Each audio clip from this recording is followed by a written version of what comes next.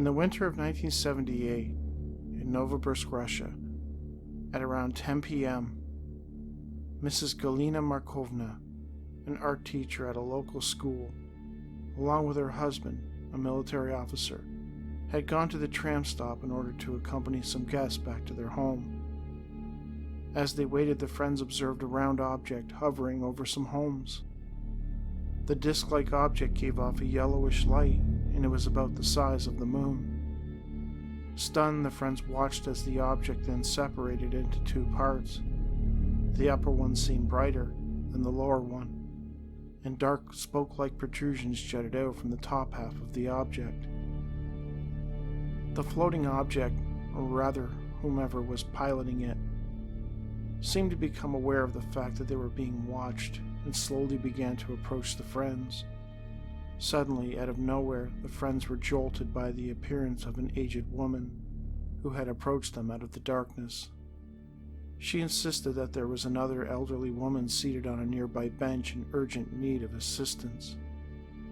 Galina's husband decided to forget about the strange object and tend to the woman. He nodded to his wife and his friends and then proceeded to follow the elderly woman off into the night. Soon the tram arrived and the guests left. Galina continued to watch the UFO for several more minutes, but the object glided behind some nearby houses and disappeared. She thought it odd that her husband had not come back, and assumed that he may have headed home without her. Though she would be in for a surprise when she arrived back at her place. She found that he wasn't there. Her daughters insisted that he hadn't returned home yet. She reasoned that maybe he was still assisting the elderly woman and possibly the situation was much worse than they had anticipated initially. She eventually went to bed. Late in the evening, Galina received an urgent phone call that her husband was in a military hospital, suffering from a heart attack.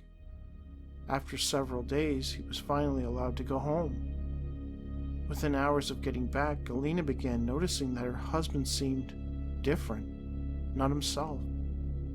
Even the children noticed it. Where before he was friendly and full of life, now he seemed to lack emotion. His responses, his movements seemed almost mechanical. It was very off-putting.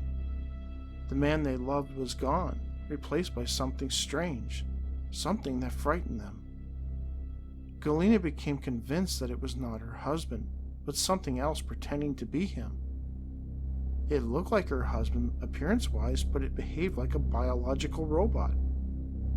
In less than a week, Galina's husband passed away, apparently due to complications stemming from the recent heart attack.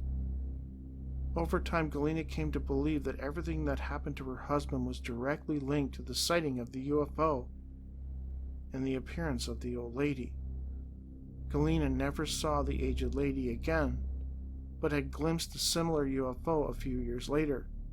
She further believed that her husband had been abducted and replaced by a robot or a clone, and that he, her real husband, was still alive somewhere, probably far, far away from Earth. This case was investigated by Russian UFO investigator Vadim Chernobrov and was written about in at least 2 publications. Albert Rosales found the case interesting, noting that the story was reminiscent of middle-aged reports of fairy folk abducting humans, mainly children, and replacing them with flawed and sickly replicas.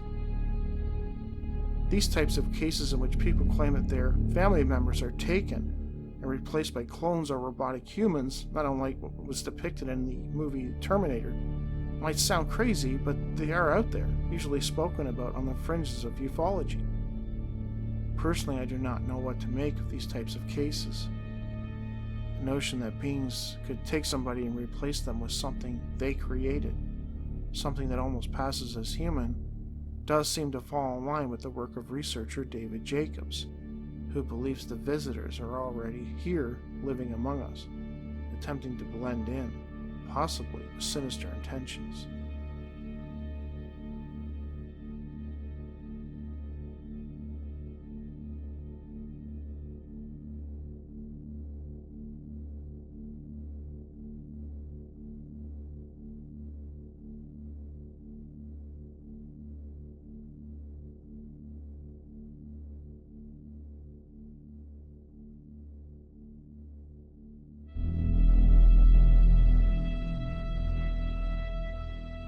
June 8, 2000, 41-year-old Roger Mixon was out hunting in an isolated area near Devil's Swamp Lake in Baton Rouge, Louisiana, when he had an encounter of the extraordinary kind. It was 6:30 a.m. as Roger, carrying a 12-gauge shotgun, made his way through the brush. He soon came across something parked in the forest, something that left him utterly confused.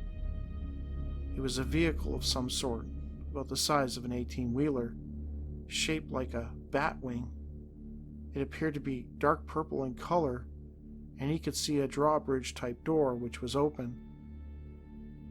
As he stood, staring at the object, unsure of what to do about it, his attention was suddenly drawn to some splashing sounds down by the water. That's when he saw something that shocked him.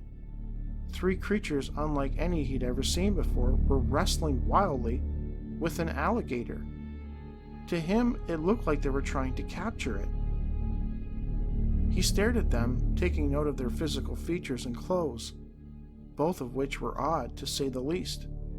They appeared to be wearing crowns of gold, and their faces appeared human-like but not human. They had long hair and sharp teeth like, quote, lion's teeth.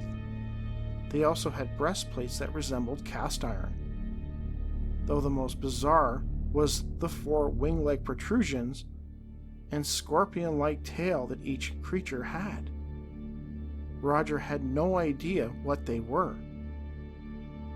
The creatures were apparently so invested in capturing this alligator that they hadn't taken notice of Roger, who continued to stare in disbelief, though one did eventually spot him, and that's when things took a very scary turn. As the trio turned their full attention to him, Roger was suddenly overcome with fright. He felt tremendous fear and sensed that he was in danger. He immediately raised his rifle and got off a shot. It appeared to hit one of the creatures in the chest, knocking it down. The creature quickly stood back up and proceeded to fire back with some type of implement that dangled from his waist. A beam of light struck the witness on his wrist, causing him to jolt in pain. Roger fired again. This time the 3 creatures seemed to float up into the air and re-entered their craft. The door closed behind them and the object took off at lightning speed. Roger told this bizarre story to UFOWatch. He still has a scar in the spot where he was hit with the beam of light. In the years since the incident, he lost almost all use of that arm. Roger never hunted those woods again.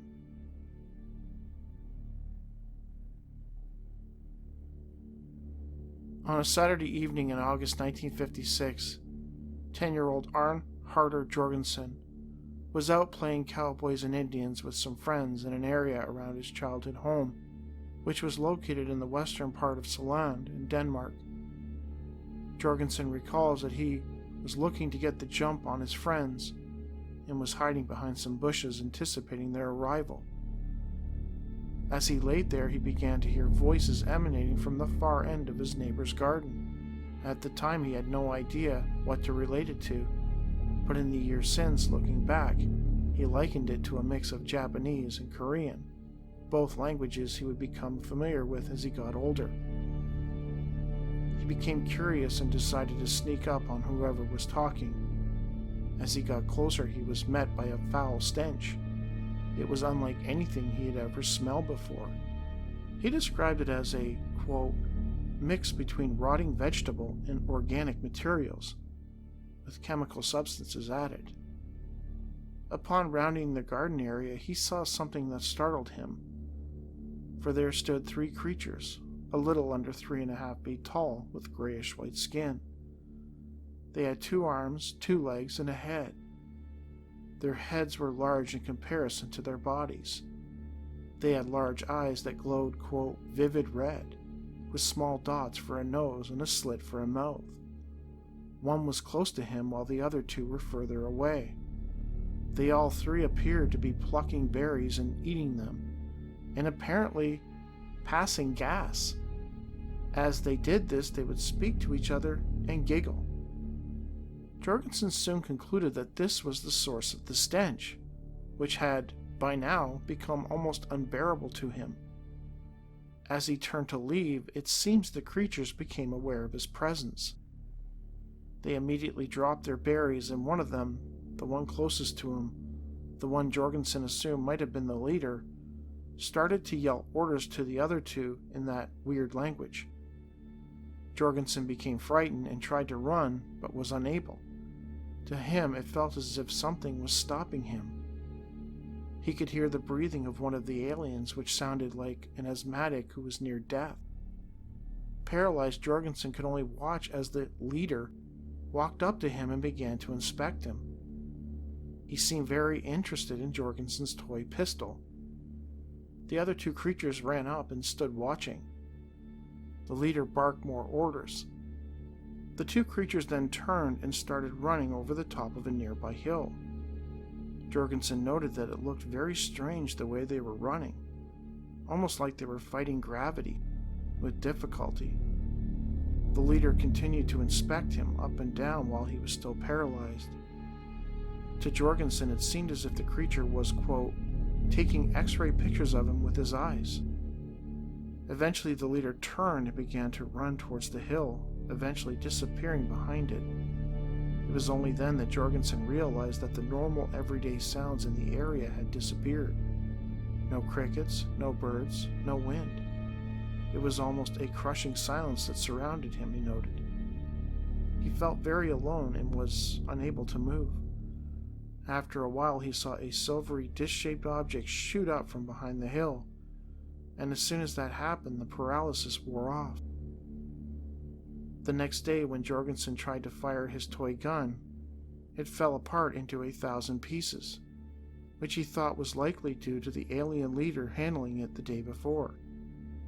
The neighbor also contacted Jorgensen's parents about a strange bowl full of berries that she found in her garden, which no one would take responsibility for. Jorgensen believed that the bowl belonged to the beings, and that they had been collecting them when he stumbled upon them. Later, Jorgensen and his friends found 4 indentations in a gravel pit behind the hill, where he had observed the flying saucer take off from. This case is fascinating to me in that it actually gets into something that we rarely think of when we think of visitors from beyond the stars. The idea that they might actually have to go to the bathroom sometimes. Think about it. When was the last time you ever heard of an abductee claiming to see a toilet on board a UFO? Or somebody stumbling upon a gray in the woods taking a poop? It's just not something that is mentioned, but I assume they are beholden to the same rules as most living creatures. I know when I think of the visitors, I tend to think of them as almost robot-like, but this case suggests that they are biologically similar to humans and most other animals in that they consume food, defecate, and in this case, pass gas.